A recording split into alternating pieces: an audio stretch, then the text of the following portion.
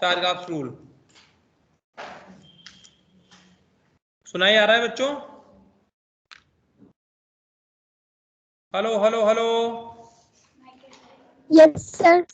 हाँ, तो आप वो लिख रहे हैं ना जो मैं बोल रहा हूँ, क्योंकि वो स्क्रीन अभी, हाँ दोस्त, ये नहीं आ रहा है, उसमें पता नहीं क्या आ गया, लाल लाल लाल लाल दिख रहे हैं।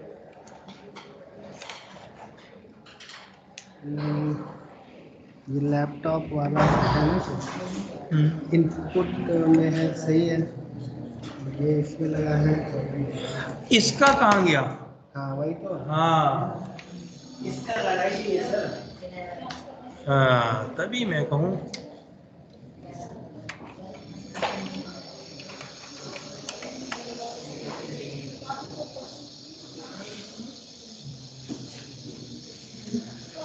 अब सही हो गया।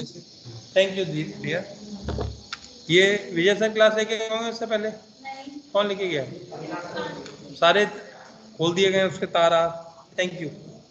AB sir. हाँ, वो क्या पढ़ाते हैं? ऑर्गेनिक या इनऑर्गेनिक? बोले तो कार्बनिक रसायन।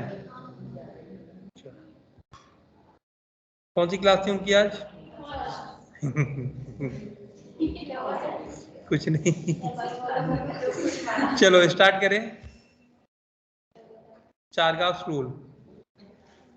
नहीं ऐसे ही हंस रहा हूँ। विकास सर छुट्टी पे थे ना, आज बीमार थे।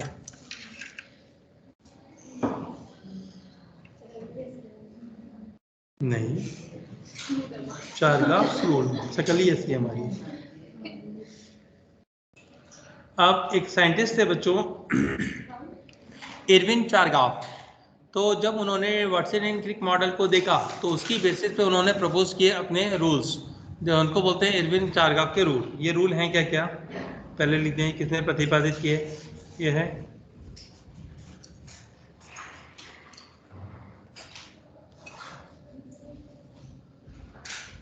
इरविन चारगाफ नामक वैज्ञानिक ने वाटसन तथा क्रिक के मॉडल के आधार पर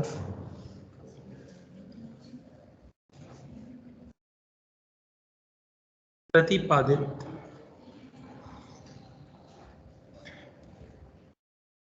किए थे। यह निम्न है।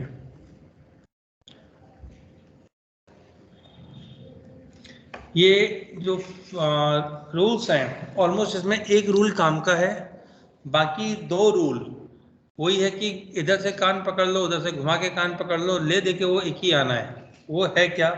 देखो, सबसे पहले मैं बिल्कुल शॉर्ट में लिख रहा हूँ जिससे सीधे क्वेश्चन आना है, लंबी लंबी लैंग्वेज नहीं लिख रहा हूँ। पैरामिडीन की मात्रा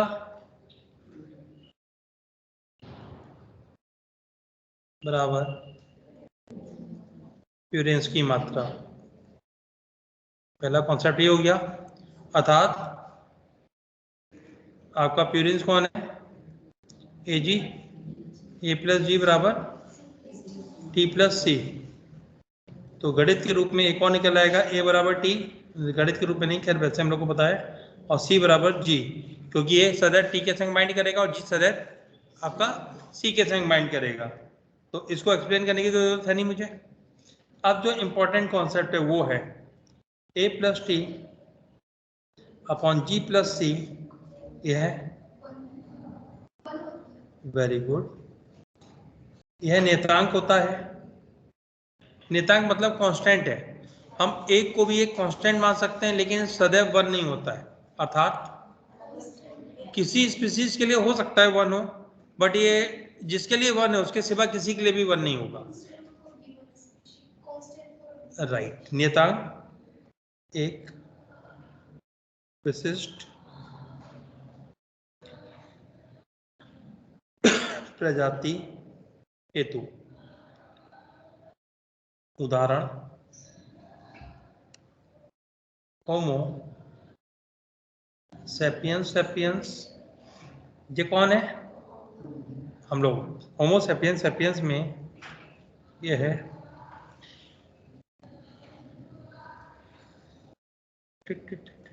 बताओ कितना होता है डॉक्टर शहबाज, आपकी क्या राय है? 1। डॉक्टर शीनम खान 1। डॉक्टर श्रद्धा बोलो बेटा, खो गई कहीं, खो गई कहीं, तुम बोलो। डॉक्टर सिमरन नहीं पता। डॉक्टर सेब, तुम कभी कुछ नहीं बताते हो मैं दोस्त, जो हमने पढ़ा दिया वो पूछे।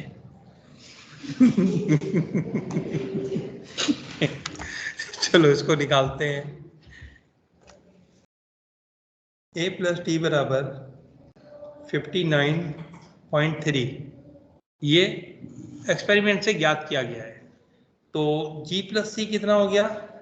100 में से घटा दो, कितना बचा? 0.740 40.7। अर्थात यहाँ पे क्या करना पड़ेगा हम लोग को? a प्लस टी बोले 59.3 अपॉन 40.7, इसका वैल्यू आएगा 1.45। इतनी तेज गणित किसी की नहीं जितनी मेरी है। ये कितना हो गया? 1.45। तो इसकी रेशियो हम लोग की क्या है? 1.45। आप लोग की उम्मीद से 1.5 गुना निकला ये नियतांक।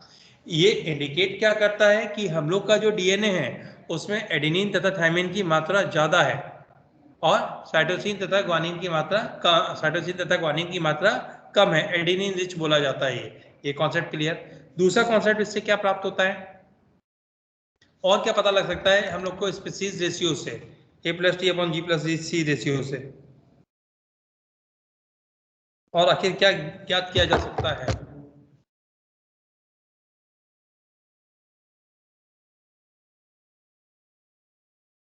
ये कौन बैठे? हट, तू खड़ा हो। कितने दिन बाद आया? क्यों? किसके? क्यों? किसकी? मिठाई का है? अब बोल, कैटरीना के ब्याह में तो नहीं होया? सवाई माधोपुर में आज है, देखो अपना कंटेंट है यार, आज है ब्याह। बैठ जा। क्लास अटेंड की थी ऑनलाइन? तो सपोज करिए हम लोग कहीं पे एक भवन बना रहे हैं, घर, बहुत गहरी खुदाई की गई तो वहां पे निकला कंकाल। अब कंकाल निकला, आप लोग बायोलॉजी पढ़े लिखे थे, आपको लगा हाँ लॉटरी लग गई, हमने कोई फॉसिल ढूंढ लिया है। क्या ढूंढ लिया हमने? फॉसिल, कोई आदि मानव का कंकाल है। अब आप लैब में जांच कराने गए, जांच करने वाले ने उसमें से डीएनए पृथक किया, पता लगा उसका जो रेशियो 1.45 भी है। दैट इज वो हड्डी किसकी है? होमो सेपियंस सेपियंस। हो सकता है 10-15 सॉरी बहुत ज़्यादा हो गया, हाँ नहीं 20,000 साल पहले मर गया हो, नीचे दबा हो, होमो सेपियंस सेपियंस है।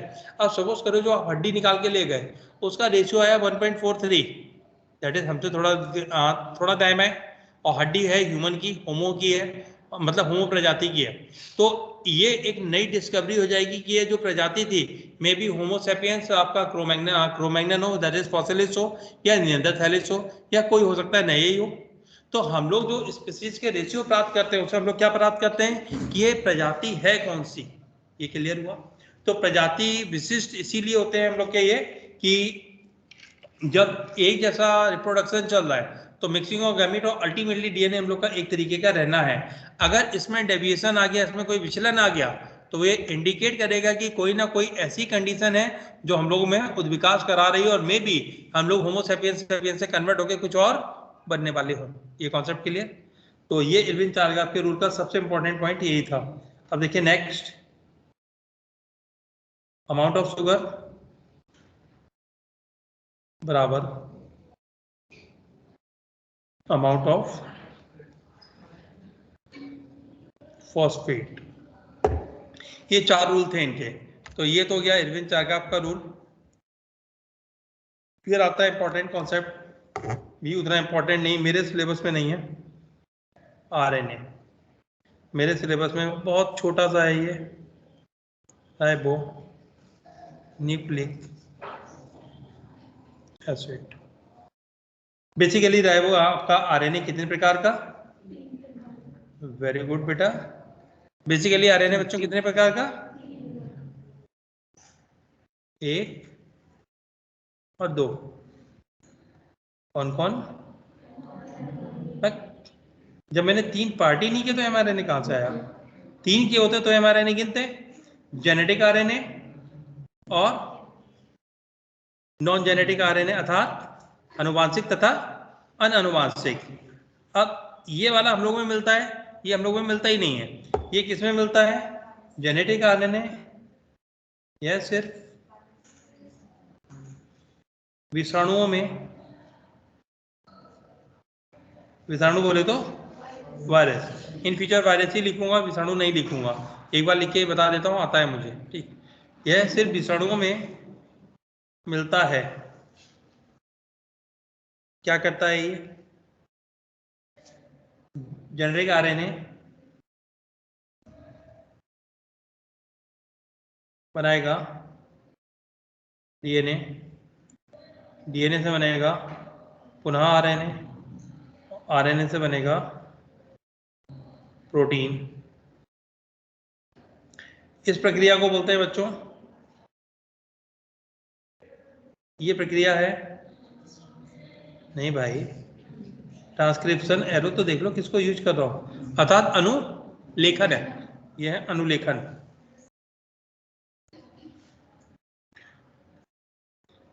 ये प्रक्रिया है ट्रांसलेशन अर्थात अनुवादन। यहाँ पे डिकोड किया जाता है, आरएनए पे जो कोड है उसको पढ़ के उससे प्रोटीन का निर्माण किया जाएगा। अब ये प्रक्रिया इसकी उल्टी चल रही है, इसकी उल्टी चल रही है, तो प्रक्रिया को क्या बोला गया? Reverse transcription.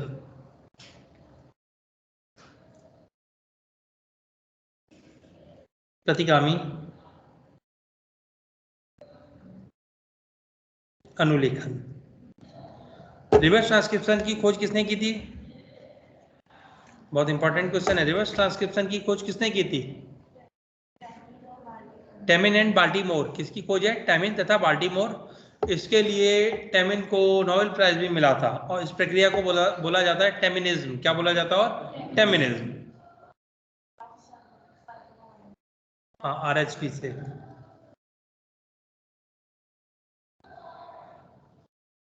Reverse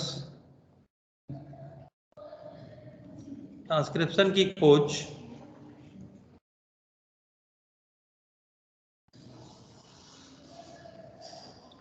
Temin and Baltimore ने की थी। ये एडिशनल इंफॉर्मेशन है टेमिनिज्म की। ठीक, आपके लिए यूज होगी, हो जाएगी, नहीं तो नहीं। जेनेटिक आरएनए से। अच्छा, ऐसा कोई भी विषाणु वायरस जिसमें रिवर्स जिसमें आरएनए जेनेटिक मटेरियल है, उनको क्या बोलते हैं? रेट्रोवायरसेस। उनमें क्या बोला जाता है? रेट्रो। रेट्रो मतलब प्रतिगामी, पीछे की तरफ, अर्थात वो प्रतिगामी अनुलेखन करते हैं, इसी वजह से उनको क्या बोलते हैं? रेट्रोवायरस।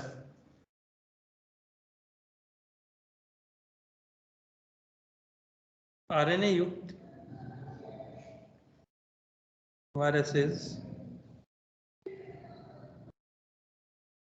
रेट्रोवायरसेस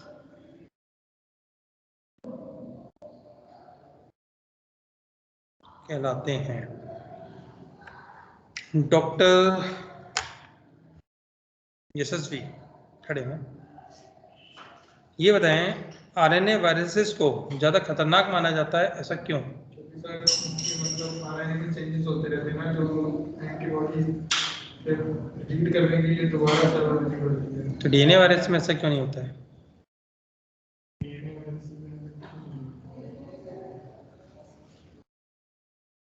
डॉक्टर अरमान, ऐसा क्यों है डीएनए वायरस में ऐसा नहीं होता है? इसका स्टेटमेंट सही है आरएनए का। डीएनए वाले वायरस में एंटीट्यूड बनाना आसान होता है, उसमें बारह चेंजेस नहीं होते। क्यों नहीं होते? डीएनए ना सर, हाँ, इसमें डीएनए पहले से बना हुआ है, डीएनए आरएनए बना है, जबकि उस वाले में आरएनए से डीएनए वापस चलो। जो डीएनए वायरस है, डीएनए से आरएनए बनाता है, आरएनए से प्रोटीन बनता है, उसमें भी यही है। अब बताओ, दोनों में होता है जैसे धीरे बैठो, आप भी बैठो, डॉक्टर सिम एंड रन।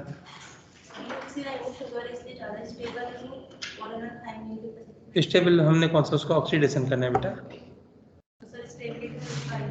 नहीं, स्टेबिलिटी नहीं देखी जाएगी वहाँ पे। स्टेबिलिटी का अगर फैक्टर होता तो जैसे उसके स्टेटमेंट को मैंने एक बार में बोला बिल्कुल सही है, सही बोल के बैठा देता। डीएनए सर अपने आप में चेंजेस नहीं करता, मतलब काय को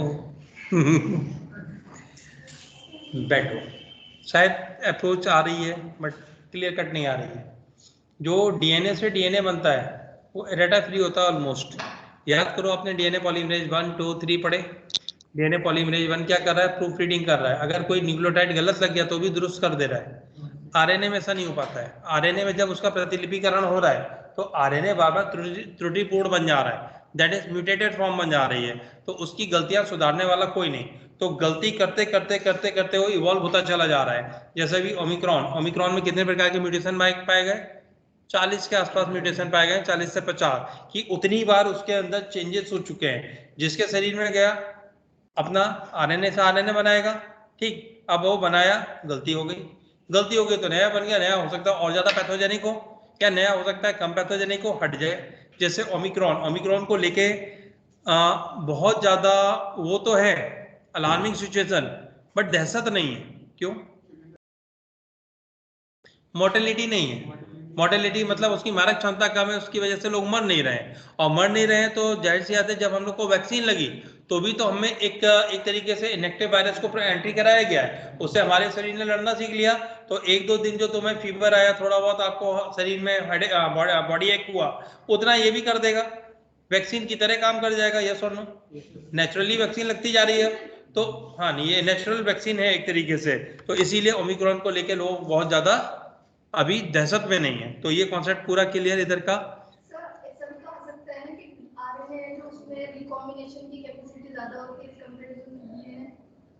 रिकॉम्बिनेशन बोले तो बार अपनी कॉपी बनाने की, डीएनए भी तो उतनी स्पीड पे कॉपी बनाता है। आपने बताया था ना, देखो जैसे कि डीएनए कैटालाइटिक पावर होती है। न्यूक्लिक एसिड पढ़ाया था आपने। हाँ, तो उसमें कैटालाइटिक पावर होती है, उत्प्रेरक होते हैं। उत्प्रेरक अलग चीज है, किसी रिएक्शन को करा सकता है। अभी हम लोग उसके प्रतिलिपिकरण की बात कर रहे हैं। जैसे हम लोग हैं, इंसानों के बच्चे पैदा होते हैं, क्या एक जैसे होते हैं? नहीं, एरेटा है एक तरीके से कह सकते हैं, एक जैसा जेनेटिक मेक नहीं चल रहा है। वहीं जिसमें क्लोनिंग हो रही है, परफेक्टली वैसी बॉडी बनती चल रही है। तो डीएनए का जो रेप्लिकेशन है एरेटा फ्री है, ये ऑथेंटिक वर्ड है। और आरएनए का रेप्लिकेशन एरेटा फ्री नहीं होता, जिसकी वजह से म्यूटेशन हो जाते हैं इसके अंदर। क्लियर? चलिए, कॉमन कोल्ड का जो वायरस होता है उसके तो एंटीबॉडीज सर बॉडी में पहले से नहीं होते, लेकिन 3 दिन में बॉडी बना लेती है। बॉडी हर बार नए बनाती है, क्योंकि हर बार नया है। ये भी कह सकते हैं हम, हमारे घर में जो चोर आ रहा है हर बार उससे लड़ना पड़ रहा है। एक ही चोर होता तो हम लड़ना सीख गए होते, इसको कैसे मारना है। तो एक्चुअली में बहुत ज्यादा म्यूटेटेड फॉर्म्स आ रही हैं, ऑलमोस्ट सिमिलर होती हैं, इसलिए बॉडी कोप अप कर ले रही है। ठीक। जो आप बोले कि वायरस में आरएनए होते हैं, तो क्या सारे वायरस में तो नहीं होते? जैसे मेनली तो वायरस में होते हैं ना आरएनए। वायरस की 2 category, DNA containing, RNA containing, 2 ही प्रकार के वायरस होते हैं। तो एक प्रकार के वायरस जिनमें आरएनए होता है वो रेट्रोवायरस है, बाकी सारे डीएनए वायरस है। कंप्लीट। नहीं, वायरस जब भी बोलूंगा तो आरएनए और डीएनए वायरस में ही बाइफरकेट होंगे, तो विभाजित। ठीक। अब जेनेटिक आरएनए यह है, वायरसेस में डबल स्ट्रैंडेड भी हो सकता है। नॉर्मली तो सिंगल स्ट्रैंडेड मिलते हैं, बट वायरसेस में क्या मिल सकते हैं? Double stranded. ये वापस से आप पढ़ेंगे जब कोई बॉटनी में आपको आरएनए पढ़ाएगा, ये डेप्थ में वहाँ पे भी पढ़ने को मिलेंगे। हमारे में तो जो था ये खत्म। अब ये देखिए, नॉन जेनेटिक आरएनए हमारे में और ज़्यादा कम, केवल प्रकार मैसेंजर आरएनए, ट्रांसफर आरएनए और ribosomal RNA. Messenger RNA about 5%, 10 से 15%, 80 से 85% के आसपास। बस हमारे में इतना ही है। हमारे में जो थोड़ी सी एडिशनल चीज मैं आपको सिखा पाऊंगा इसमें, वरना तो ये खत्म है, वो है क्या, है क्या, जैसे आप अपना एक घर बनाना, छोड़िए घर कौन बनाएगा, आप लोग अपना नर्सिंग होम बनाना चाह रहे हैं, तो नर्सिंग होम बनाने में आपको सबसे पहली रिक्वायरमेंट क्या है, ऐसा मत बोलना होगा, पहली रिक्वायरमेंट उस रूम की होगी। जमीन तो नर्सिंग होम बनाना चाह रहे हैं, सबसे पहले जमीन चाहिए, जमीन के बिना तो कल्पना ही नहीं होगी, कल्पना है मतलब जमीन है। आगे बताइए। बिल्डिंग बननी चाहिए उसके ऊपर। नहीं होगा क्या, नहीं मैं कह रहा हूँ स्टेप बाय सोचो, सबसे इंपॉर्टेंट क्या, जमीन तो हो गई, नींव, वेरी गुड, नींव कैसे खोदी जाएगी, फावड़े से मत बोलना भाई, ठीक। अब ऐसा थोड़ा है कि वहां से बाजार से गए 6 मजदूर पकड़े, भैया इसकी नींव खोद दो, पूछेंगे भाई कहाँ पे क्या खोदूं, कहाँ पे तुम्हें शौचालय बनाए, कहाँ पे ओटी बनाना है, ये तो बताओ। तो सबसे पहले इंपॉर्टेंट नक्शा, नक्शा कौन बनाएगा, आर्किटेक्ट, कौन बनाएगा, आर्किटेक्ट। शरीर में आर्किटेक्ट कौन, डीएनए, तो डीएनए हम लोग का आर्किटेक्ट है जो हमारे शरीर में इमारत की तरह प्रोटीन को बनाएगा। अब उसने नक्शा किसको दिया, जो समझ पाए, नक्शा समझने योग्य कौन, इंजीनियर, इंजीनियर, यस और नो। यहाँ इंजीनियर कौन, मैसेंजर आरएनए, इंजीनियर की तरह कौन बिहेव करेगा, मैसेंजर आरएनए। वो उस नक्शे को पढ़ के ये बता सकता है कि प्रोटीन में कहाँ पे क्या लगना है, ये तो इंजीनियर बोलता है कि कहाँ पे क्या लगना है। अब स्थल जहाँ पे साइट ऑफ फॉर्मेशन है, जहाँ पे जमीन है, जमीन कौन प्रदान करेगा, राइबोसोमल आरएनए। कहाँ बैठा हुआ है, राइबोसोम के अंदर, छोटी और बड़ी सब यूनिट के अंदर कौन है, राइबोसोमल आरएनए। तो इसने site of protein synthesis provide किया। अब ईंटें कौन कौन उठा के लाएगा, ट्रांसफर आ रहे हैं, तो ये क्या हो गया, मजदूर। तो अगर इसको एक बिल्डिंग के हिसाब से देखा जाए तो DNA architect, messenger RNA engineer, आपका ट्रांसफर आरएनए मजदूर। क्लियर, बस इससे ज़्यादा कुछ नहीं आता। ये आप लोग इसको नोट डाउन करें, फिर हम लोग अगले कंटेंट पे स्विच करें।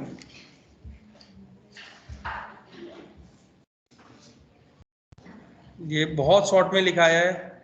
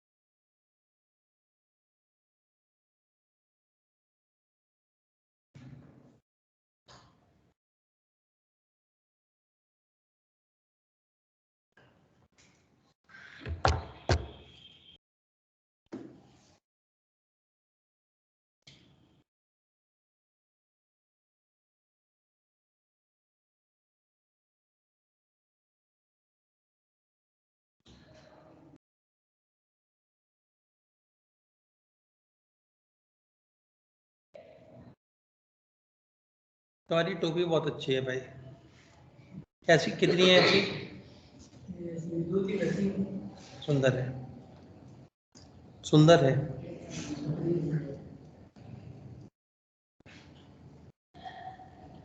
सर चारों रूल और बेस रेशियो अलग अलग होता है क्या, के base ratio we can say a+t/g+c को बेस रेशियो बोलते हैं। चार का रूल का एक पार्ट है बेस रेशियो। नहीं, जैसे चार का रूल में जैसे हम प्यूरिन और पिरिमिडिन की जो संख्या होती है, मात्रा। वो ऊपर अपॉन टी प्लस सी को बनाता ए प्लस जी, तो वो तो ऊपर लिखे ना देखो जो टी प्लस सी अपॉन ए प्लस जी है, इसको अगर डिनोमिनेटर में ले जाओ तो क्या हो जाएगा? सिंपल, बराबर वन। नहीं, क्वेश्चन इसी फॉर्मेट में आता है जो पढ़ाया जा रहा है पैराग्राफ 2।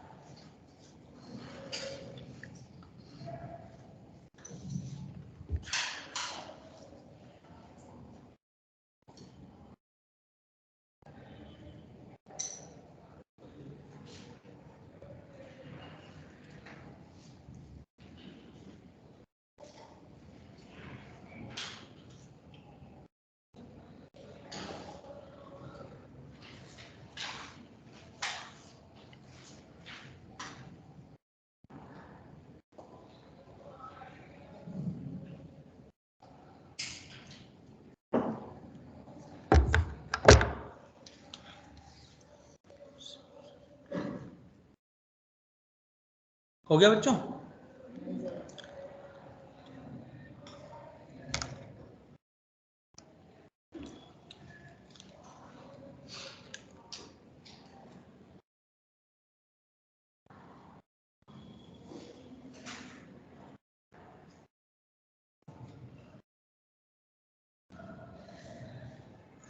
सीनम तुम इससे पहले कहाँ पढ़ी हो? वहीं, तो वहाँ के टीचर तो आंसर दे नहीं पाते होंगे, तुम क्वेश्चन अच्छे पूछती हो। यहाँ पूछती थी नहीं पूछती थी? जहाँ पे भी पढ़ते थे, लेकिन वो बताते नहीं होंगे पूरा, और कुछ जो बताते होंगे वो होता नहीं होगा। वो क्या कर रही हैं अब? कहाँ से? ठीक, कहाँ पोस्टिंग है? स्टार्ट किया था जॉब वगैरह? फिर ओके,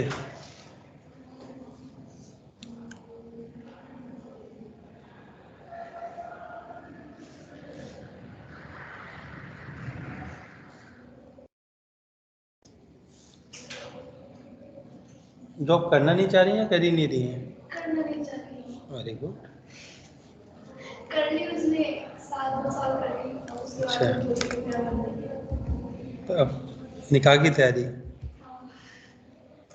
गुड।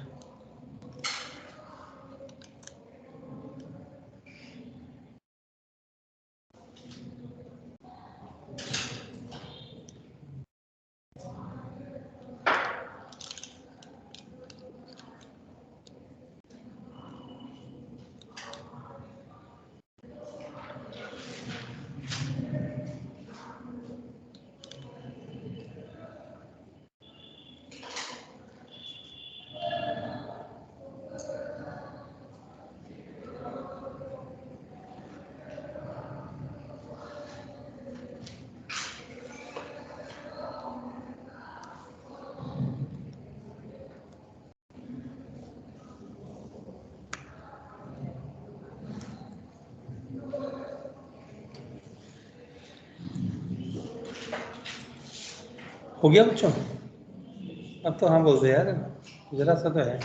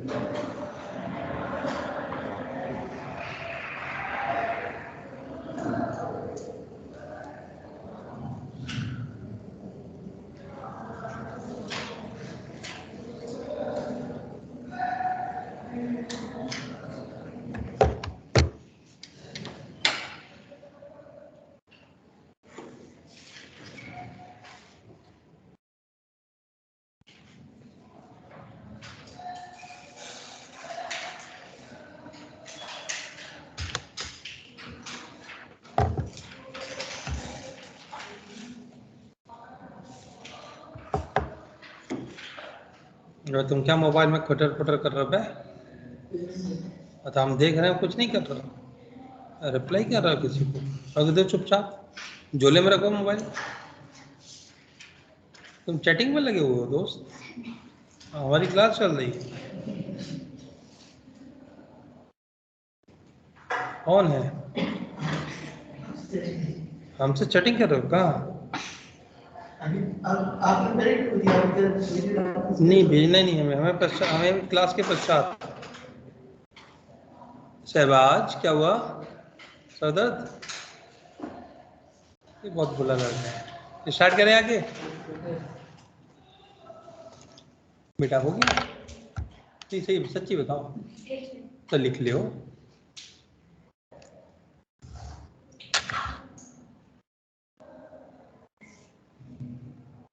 सर जो साइंटिस्ट के नेम है ये भी इससे क्वेश्चन पूछे जाएंगे। साइंटिस्ट के नेम ओनली जो एनसीईआरटी में गिवन है।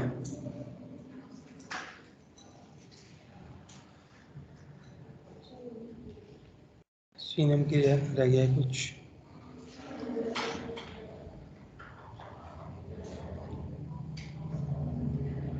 साइंटिस्ट के नेम हम लोग के ज़माने में पूछे जाते थे जब सीपीएमटी वगैरह होता था।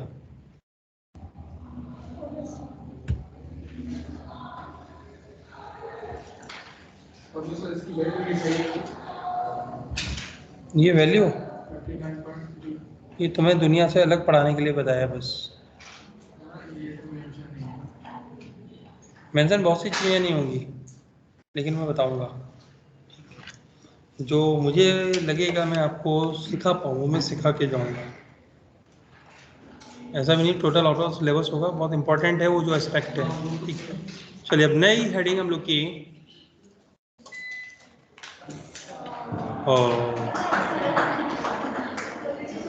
Dynamic state of body constituent. अरे उनकी लाइट गई, अपने यहाँ सब चल रहा है।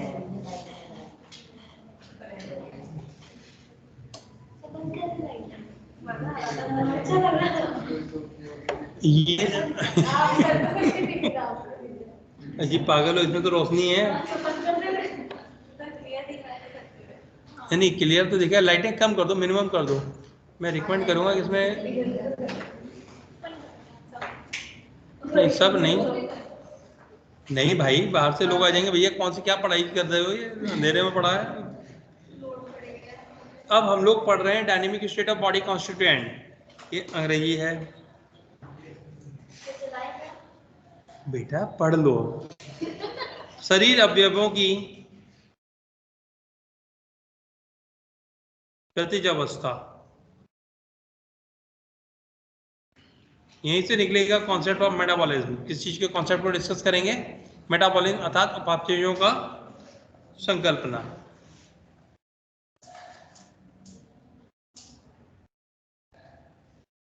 रक्त शर्करा स्तर सामान्य 4.2 से 6.1 मिली मोल प्रति लीटर। एक ये आपको वैल्यू दी गई, ये वैल्यू एनसीईआरटी ने जहाँ से भी टिपी वो किसी यूज की नहीं है। एक्चुअली में जब आप लोग, क्या हुआ दोस्त, क्या हुआ बेटा, कोई दिक्कत? बातें क्या कर रहे हो? कोई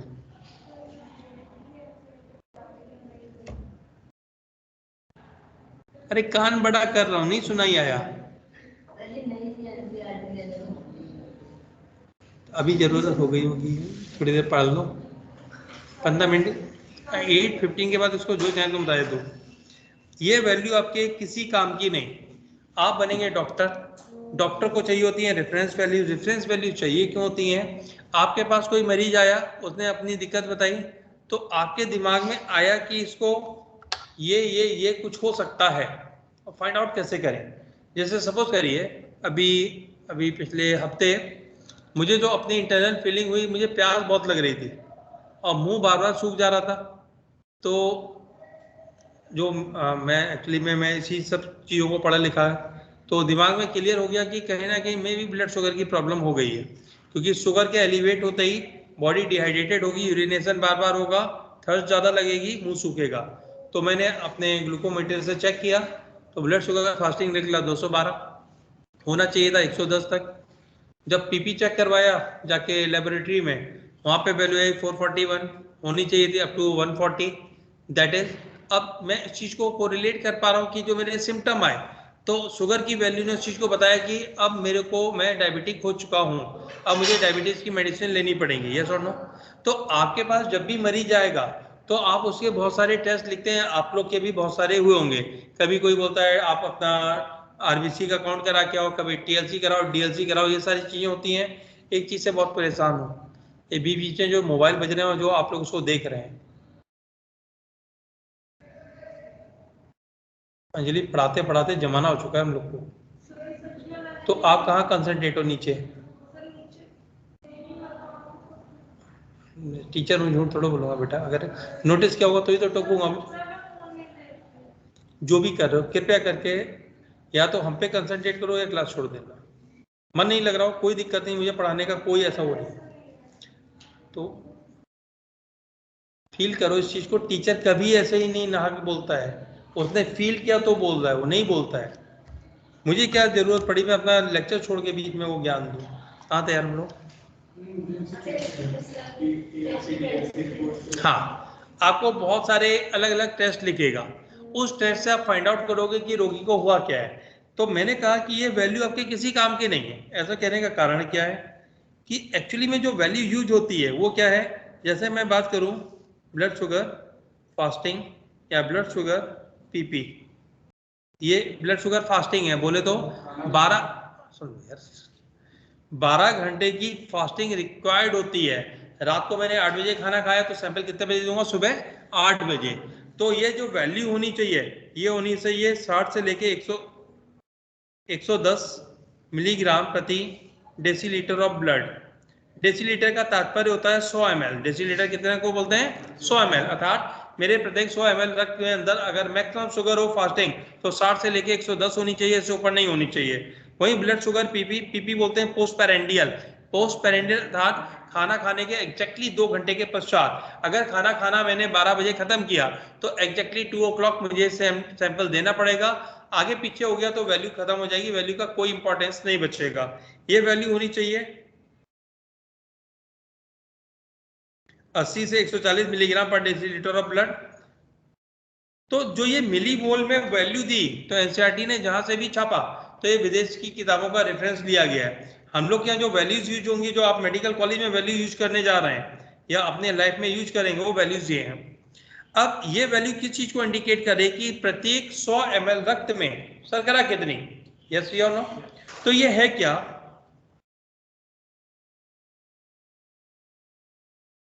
इस कॉन्सेप्ट से हम लोग इंटरप्रिटेशन क्या निकालेंगे? शरीर में हजारों की मात्रा में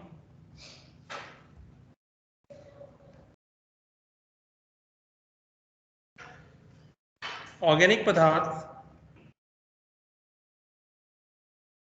पाए जाते हैं, वह सभी एक नियत मात्रा में होते हैं। जैसे ऊपर आपको दिख ही रहा है, एक नियत मात्रा में ये है, यह मिलीमोल प्रति लीटर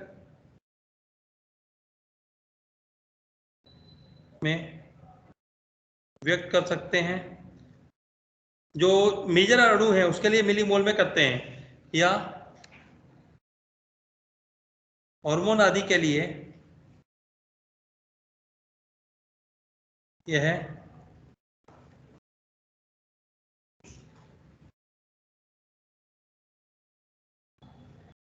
पिकोग्राम या नैनोग्राम में व्यक्त किए जाते हैं। रेफरेंस वैल्यू कुछ भी हो सकती है, वो मिलीग्राम, ग्राम अथवा पिकोग्राम, नैनोग्राम, जो भी रेफरेंस वैल्यू है उसके अकॉर्डिंग हम लोग उसको देखेंगे।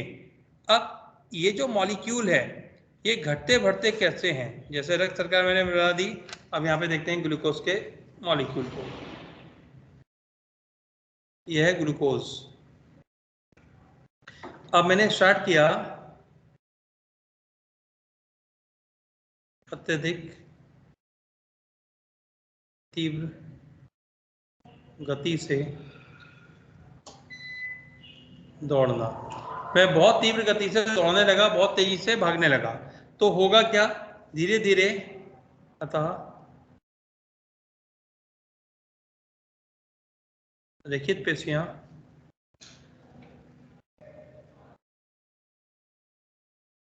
अनाक्षी श्वसन प्रारंभ कर देती हैं। क्या प्रारंभ हो गया, अनाक्षी श्वसन। अनाक्षी श्वसन में होता क्या है, ग्लूकोज इस प्रकार के श्वसन में टूटेगा, लैक्टिक अम्ल में। मस्कुलर फैटिग की संकल्पना अगर याद हो तो अगर हम लोग तीव्र गति से परिश्रम करें तो शरीर की पेशियों में क्या जमा हो जाता है, लैक्टिक एसिड। जब वो आवश्यकता से अधिक हो गया तो उसके पश्चात हम लोग की पेशियां कार्य नहीं करेंगी, तो उसको बोलते हैं मस्कुलर फैटिग, पेशी थकान, पेशी थकान। क्लियर ना, मैं ग्रेविस ऑटोइम्यून डिसऑर्डर पढ़ाऊंगा, ठीक, अलग केस है। अब ग्लूकोज यहाँ पे कन्वर्ट किस में हुआ, लैक्टिक एसिड में। तो ग्लूकोज की सांद्रता कम हुई होगी रक्त में, भाई रक्त से ही तो हटा है। सांद्रता कम हुई तो शरीर ने क्या किया, ग्लाइकोजन से ग्लूकोज को बनवा दिया, अर्थात उसकी मात्रा को ऊंचा किया। क्यों, क्योंकि हम लोग भागते चल रहे हैं, भागते जा रहे हैं, तो शरीर में ग्लूकोज की आपूर्ति कंपलसरी है, तो ग्लाइकोजन से तोड़ के क्या बना दिया, ग्लूकोज बना दिया, लो भैया यूज कर लो।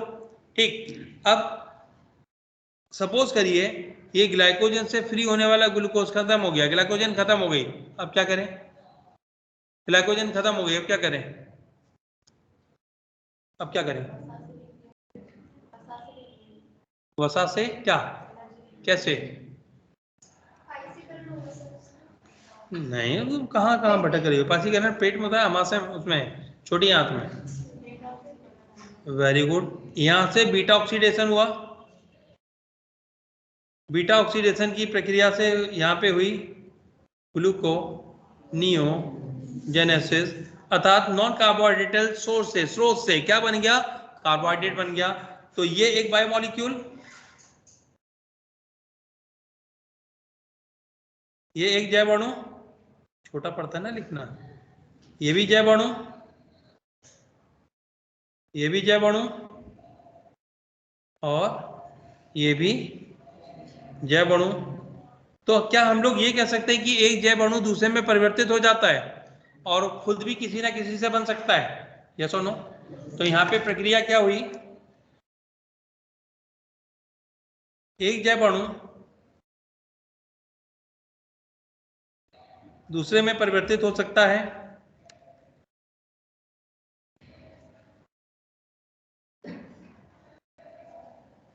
वह स्वयं भी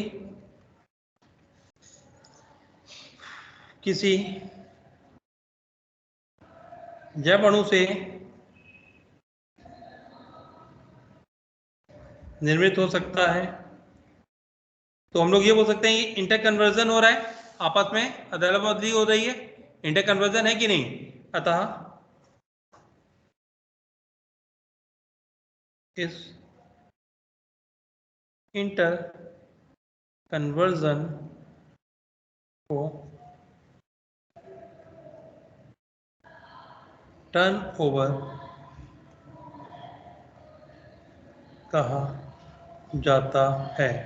तो टर्न ओवर की संकल्पना के लिए, टर्न ओवर क्या है, एक जैव अणु का दूसरे में परिवर्तित होने की घटना को क्या बोला गया है, टर्न ओवर। ये कॉन्सेप्ट क्लियर। अब जो ये टर्न ओवर है ये होता कैसे है,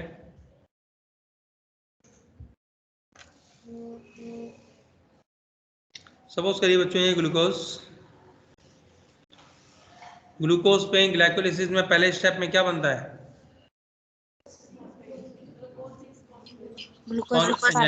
एंजाइम कौन, ग्लूकोज 6 फॉस्फेट, वेरी गुड। इसके बाद लगेगा फॉस्फोफ्रक्टोकाइनेज, इसको कन्वर्ट कर देगा फ्रक्टोज 6 फॉस्फेट में, फ्रक्टोज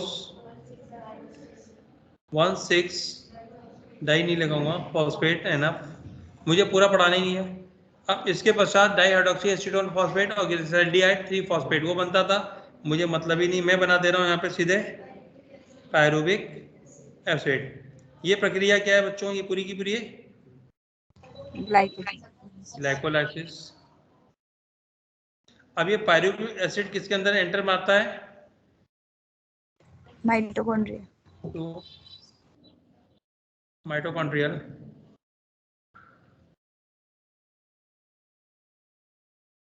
आउटर चैम्बर, कहाँ पे, बाह्य कक्ष में है। यहाँ पे ये कन्वर्ट होगा किसमें, एसिटाइल कोएंजाइम ए, और एसिटाइल कोएंजाइम ए एक चक्रीय साइकिल में चला जाता है जिसको क्रेब्स साइकिल कहते हैं, क्रेब्स चक्र कहते हैं ये। तो ये साइक्लिक मैनर में हो रहा है। ऑक्सैलो एसिटिक एसिड अगर आपको याद हो, उसके संग रिएक्ट करके सिट्रिक एसिड बनाता है, सिट्रिक एसिड के बाद alpha ketoglutaric acid, succinic acid, malic acid, वो सब बनेंगे। अल्टीमेटली ये बनता है और यहाँ से निकल जाते हैं हम लोग के क्या,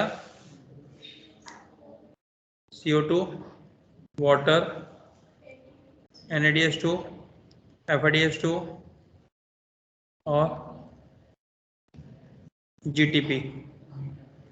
इसके मुझे नहीं मतलब, कोई मतलब नहीं मुझे इनकी कितना वैल्यू निकली। यहाँ पे इंटरमीडिएट प्रोडक्ट्स बनेंगे 1 2 3 4 जो भी बनेंगे, मुझे उससे भी मतलब नहीं। तो ये यहाँ पे क्या है, चक्रीय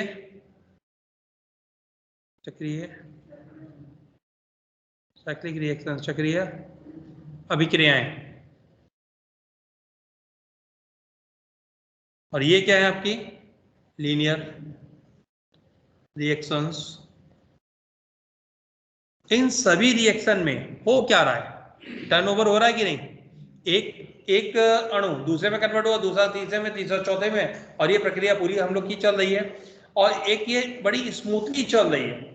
जैसे अभी मैं आपको पढ़ा रहा हूं, तो मैं तो पूरा का पूरा ध्यान आपको पढ़ाने में लगाए हुए हूं, आप पूरा ध्यान पढ़ने में लगाए हुए हो। शरीर के अंदर ऊर्जा लगातार बन रही है, लगातार जैसे ऊर्जा की ATP चाहिए होंगे, वो लगातार ग्लूकोज को यूज कर रहे हैं, एनारोबिक रेस्पिरेशन चल रहा है। अब धीरे धीरे हम लोग क्या होंगे, जब पढ़ लिख लेंगे हम लोग घर जाएंगे, सो जाएंगे तो ऊर्जा को कम करना पड़ेगा, अर्थात आपके शरीर में जो ये उपापचय चल रहा है, जो ये रिएक्शन चल रहे हैं, उसको स्लो डाउन करना पड़ेगा।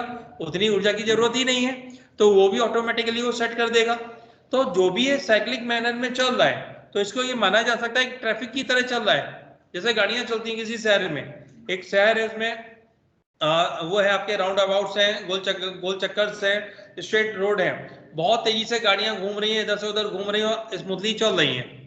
क्या हो कि अगर कोई गाड़ी बीच में पंचर हो जाए और गाड़ियां 140 की स्पीड पे दौड़ रही हैं, तो टकरा जाएंगी, मतलब वो ट्रैफिक अस्त व्यस्त हो गया, यस और नो।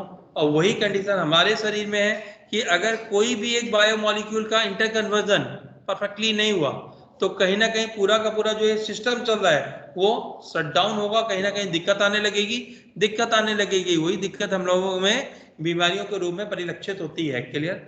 जैसे मैंने बताया मेरा शुगर 441 पहुंच गया, इसका कारण क्या था, एक नन्हा सा हार्मोन इंसुलिन वो पर्याप्त मात्रा में नहीं निकला, तो उसने ग्लूकोज को सेटल डाउन नहीं किया, इसने शुगर एलिवेट कर दी।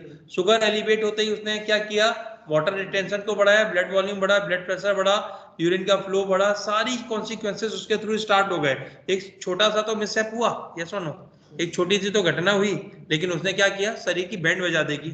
तो जो भी ये फ्लो चल रहा है, जो भी ये मेटाबॉलिक फ्लो चल रहा है एक उपापचयी चक्रों में, इसको बोलते हैं हम लोग dynamic state of body constituent, अर्थात शरीर अवयवों की गति अवस्था। इसको नीचे देखिए,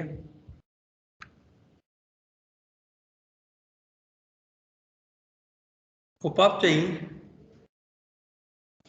पथों में या तो ये चक्रीय होंगे या रेखीय में। उपापचयज क्या बोलते हैं बच्चों, किसको, मेटाबोलाइट्स के प्रवाह की एक नियत दिशा व मात्रा होती है, इसके बिना हो ही नहीं सकता ये। और इसी को dynamic state of body constituents, Hindi में लिखूं? नहीं लिखता हूं, ऊपर लिखिए ना। शरीर अवयवों की गतिज अवस्था कहते हैं।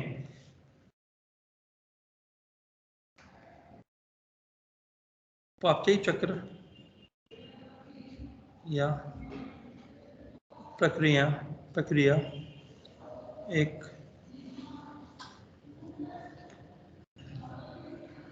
ट्रैफिक की तरह चलती हैं, जहां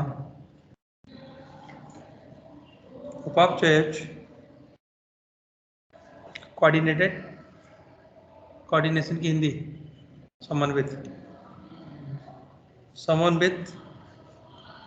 तरह से आपस में परिवर्तित होते रहते हैं।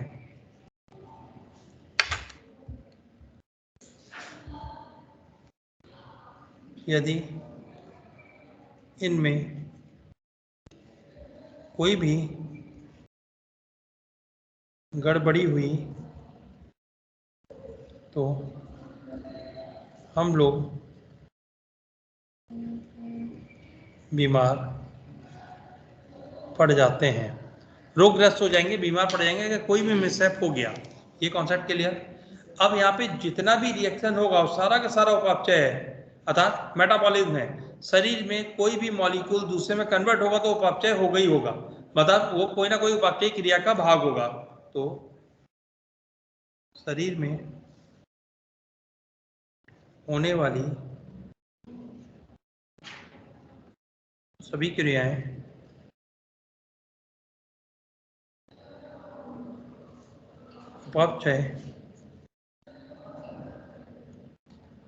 उपापचयी क्रियाएं होती हैं। वह किसी भी जीवधारी में होने वाली सभी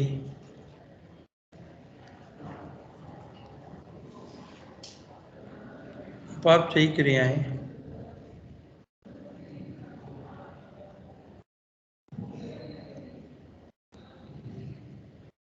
कैटालाइज्ड रिएक्शंस होती हैं। कैटालाइज्ड रिएक्शंस का मतलब है बच्चों उत्प्रेरक की उपस्थिति, अर्थात अगर शरीर में कोई सिंपल से सिंपल रिएक्शन भी हुई, कार्बन डाइऑक्साइड अगर पानी में घुली तो भी एंजाइम चाहिए है, कार्बोनिक एनहाइड्रेज नाम का एंजाइम उस कार्य को कराता है। तो शरीर में कोई भी उपापचयी क्रिया होगी उसके लिए कंपलसरी क्या? Presence of enzyme. इसीलिए सारी रिएक्शंस को क्या बोलते हैं? कैटालाइज्ड रिएक्शंस बोलते हैं। तो कैटालाइज्ड रिएक्शन अर्थात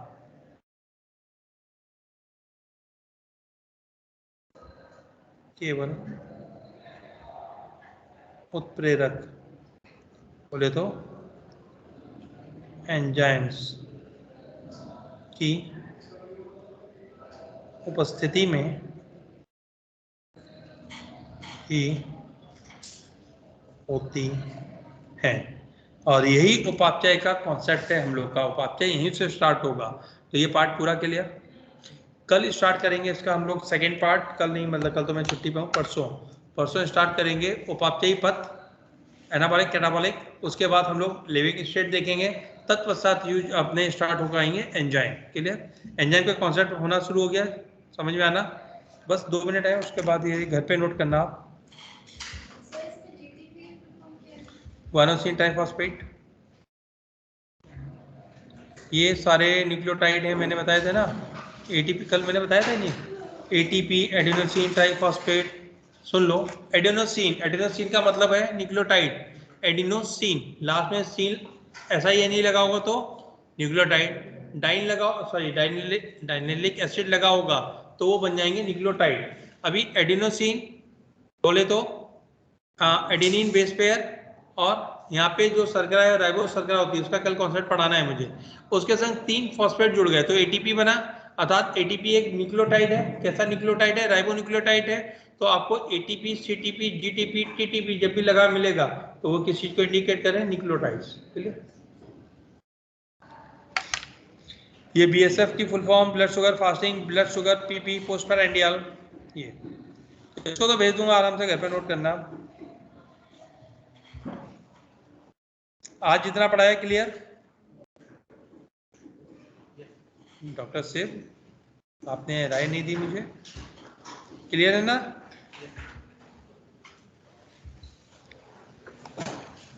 आज तारीख पे तारीख कितनी तारीख? 9।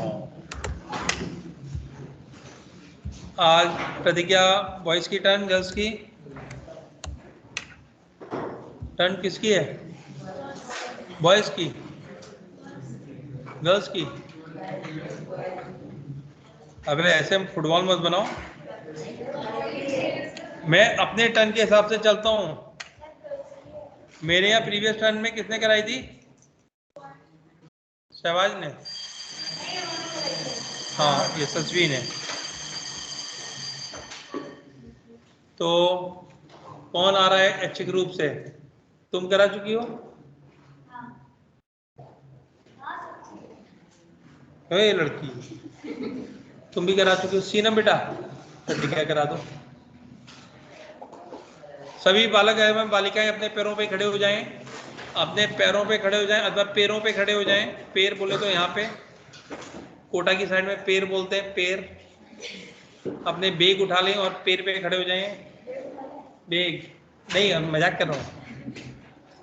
हाँ आप करो, मैं अपना भीड़ का हिस्सा नहीं बनना है मुझे, मुझे विशिष्ट बनना है।